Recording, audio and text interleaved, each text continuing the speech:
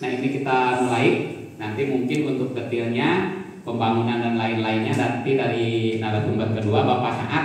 Saya mungkin yang ini agak selewat, tapi kalau ada yang mau ditanyakan silakan. Jadi untuk sarana dan prasarana budidaya melon hidroponik ini diperlukan nanti karena di sini akan dibentuknya dengan greenhouse, nanti akan dibuat greenhouse ya, di sini akan dibuat greenhouse. Kemudian sarana pendukung lainnya. Jadi yang penting itu kalau greenhouse atau budidaya hidroponik melon itu terutama listrik, air. Nah airnya itu Mas, kalau bisa air sumur. Air sumur, karena kalau misalnya pakai air PDAM atau air dari sungai itu ada kandungan-kandungan yang lain biasanya kurang bagus ya pas ngelarutin apa nanti nutrisinya. Biasanya pakai air sumur. Kemudian kalau misalnya mau dibikin apa namanya otomatis atau semi otomatis bisa dengan nanti ada panelnya seperti ini. Ini contoh saya ngambil yang di kebun IPB. Jadi yang di kebun IPB ini ada panelnya, tapi ini yang panelnya panel sederhana. Jadi diatur kalau di kebun IPB itu nyiramnya 2 jam sekali. Nanti kalau yang di sini nggak tahu sistemnya nanti mau pakai air mengalir atau pakai media tanam nanti dengan Pak Saat. Tapi kalau yang di IPB ini pakainya medianya kokopit, kemudian diatur sehari itu nyiramnya 6 kali, tapi 2 jam sekali. Jadi di panel ininya sudah diatur 2 jam sekali, tapi harus dikontrol juga listriknya. Listriknya itu kadang-kadang kalau Sabtu minggu mati listrik, biasanya tanamannya pas hari Senin gosong atau apa gitu, jadi harus dikontrol juga seperti itu. Kemudian airnya air sumur, kalau nanti pakai pompa seperti ini nanti bisa pakai pompa, pengaturan pompanya. Tapi kalau misalnya mau dibikin manual pakai keran-keran seperti gitu, tapi harus ada orang mungkin 2 jam sekali dibuka gitu ya kerannya, nanti jelas sendiri 2 jam sekali gitu, seperti itu. Ini hasil penelitian, jadi yang di IPB itu 2 jam sekali, 6 kali sehari. Tapi kalau penelitian yang lainnya ada yang 3 atau 4 kali, tergantung nanti pengaturan nutrisinya pakai AB-nya itu ppm-nya mau berapa gitu kan, nanti ada cara perhitungannya. Mungkin ini sarananya seperti ini. Yang pendukung lainnya nanti ada pendukung seperti tali untuk mengikat pohonnya, untuk mengikat buahnya. Kemudian kalau misalnya mau yang modern di bawah pipanya ada blowernya supaya suhunya dingin dan lain-lain. Kalau yang modern ya, kalau yang semi modern nanti bisa diakalin. Ini contohnya aja, lanjut. Nah ini greenhouse-nya ada beberapa tipe greenhouse, misalnya tipe tunnel. Ini tipe tunnel ini berbentuk setengah lingkaran, atapnya melengkung. Jadi kalau misalnya yang anginnya kencang, daerah-daerah yang anginnya kencang, kalau di sini kayaknya enggak ya. Kalau di sini, jadi untuk yang daerah-daerah anginnya kencang, seperti di puncak ini biasanya seperti ini. Jadi anginnya lewat seperti itu. Namanya tipe tunnel atau setengah lingkaran. Kemudian lanjut. Nah ini tipe piggyback. Nah mungkin ini nanti yang cocok di sini ya. Jadi piggyback di atasnya itu ada sirkulasi udara. Nah nanti pinggirnya kalau misalnya pingin awet, tadi pasangan sempat nanya kalau yang atas atapnya bisa dengan semacam alderon atau atap bening yang apa transparan, yang bagus. Bukan promosi merek ya, saya pakai yang di Ciamis. Jadi ada yang bagus itu mereknya Excel gitu ya. Kurang lebih kalau di Ciamis harganya 6 meter itu 720 ribuan. Nggak tahu kalau di sini mungkin karena dekat ke pabriknya mungkin lebih kurang ya. Kemudian ada juga yang baru itu Lumipro. Lumipro itu dia nggak berisik, kemudian cahaya mataharinya UV-nya juga bagus. Ada biasanya kalau yang di Ciamis saya pakai yang Excel. Kalau yang Lumipro saya belum nemu di Ciamis.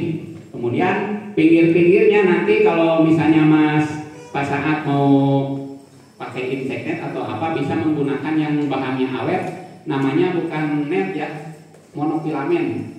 Jadi kalau yang net biasa kan kualitasnya paling setahun 2 tahun kurang bagus ya. Kalau yang monofilamen saya pakai screen house dan kandang ayam itu di Ciamis.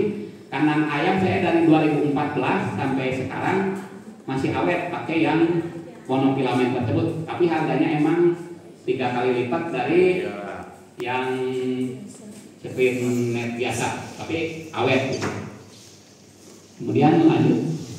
Nah ini yang multi span, jadi greenhouse-nya digabung, yang tadi disatuin gitu. Jadi kalau yang jumlahnya banyak disatukan banyak jumlahnya supaya terpaan anginnya itu lewat, jadi tidak mencegah anginnya supaya itu ya, jadi tidak berpengaruh ke greenhouse-nya.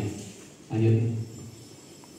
Nah untuk pembuatan greenhouse nanti bisa macam-macam. Kalau ibu-ibu kayak saya lihat di Gang Anggrek juga banyak hidroponik yang dari pipa ya.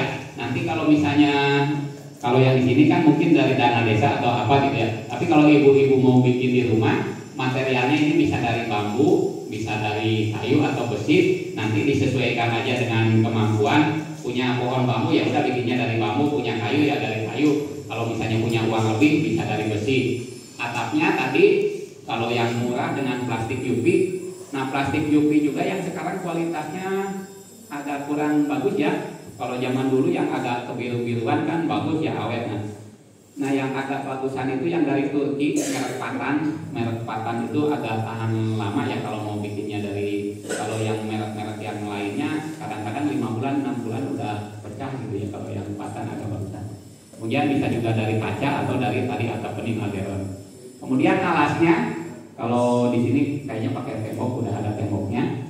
Bisa juga kalau di rumah pakai tanah. Kemudian ada namanya wheat mat. Wheat mat ini seperti ini. Jadi terpal udah ada garis-garisnya ya. Udah ada garis-garisnya. Dia bagus gitu ya. Jadi untuk rumput supaya tidak tumbuh, kemudian gulma-gulma yang lain tidak tumbuh, pakai wheat mat ini harganya lumayan murah. Semeternya sekitar 12 ribuan yang lebar ada. Jadi lebarnya ada yang 80 cm, 1,2, kemudian 4 meter. Ya, cuma susahnya nggak ada yang 3 meter. Saya nyari yang 3 meter ini nggak ada. Tapi biasanya pakai yang 4 meter nanti dilipat. Kemudian potongannya itu supaya tidak copot. Biasanya dipanasin dengan korek gitu ya, dengan korek itu. Kalau misalnya itu dia dulu apa itu namanya, kalau pada copot lah itunya gitu. Iya pada copot gitu serat-seratnya. Ini bisa agak murah pakai wheat mat, murah. Harganya cuma 12 ribuan sampai 24 ribu tergantung lebarnya. Tapi untuk ukuran lalinya dia panjang sampai 50 sampai 100 meter. Lanjut Mas. Nah ini contoh atap yang tadi, biasanya yang cocok di Indonesia itu yang piggyback tadi. Jadi nanti ada di sininya untuk udara, sirkulasi udara gitu. Jadi cocok. Kalau misalnya full dari kaca atau plastik UV biasanya terlalu panas.